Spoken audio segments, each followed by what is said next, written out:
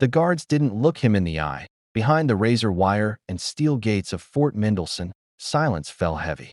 James read. Mallory stood still, his weathered boots planted in gravel that once felt like sacred ground. But now the man, who had given 32 years of his life to the flag, was no longer welcome. A laminated sign was handed to him with trembling hands. You are no longer permitted entry to this installation. Per Command Order 421B. The ink was cold that he folded it once, without a word, and walked away, back into a world that had already forgotten him. But what no one knew was this: Fort Mendelsohn would not forget him for long. Red wasn't born a warrior. He became one that raised in a rusted trailer park on the edge of Montgomery, Alabama. He learned early how to fix broken things: his mother's torn shoes, his baby brother's cracked toy truck, the leaking roof when his father left. But some things never got fixed, like the silence in the house after his brother was sent to prison, or the weight of never being seen at AT-18. The Army gave him more than a uniform. It gave him purpose, discipline, and brothers who'd bleed for him. He rose through the ranks, quiet but steady, the kind of leader soldiers followed without orders. He carried bodies off battlefields and ghosts in his sleep. But time is cruel to heroes. After retirement, no calls came. No medals, no parades, only paperwork.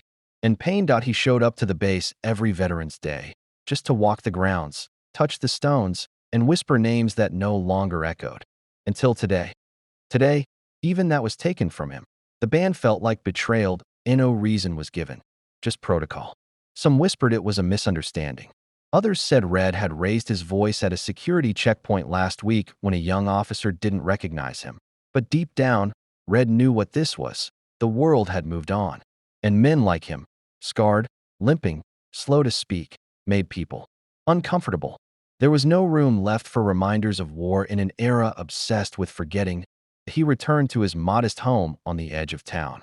A porch swing that creaked like his knees, a folded flag in a dusty glass box, and a chair that groaned under the weight of memory. He sat alone until the sound of engines broke the quiet. It started with one black SUV, then 3 more, followed by 2 Humvees. And at the rear, a general staff car. The neighbors peeked through curtains. Children ran to fences. Red stood up slowly, confused that a man in full dress uniform stepped out. General Harris. 4 stars. Sharp as ever, the convoy didn't come to deliver news. They came for something else. Red opened his door. Permission to enter, Sergeant Major? Harris asked, voice firm but reverent. Red blinked. Why are you here? Harris removed his cap, looked him in the eye. Because we made a mistake, and we came to correct it, with honor. Inside, silence sat thick.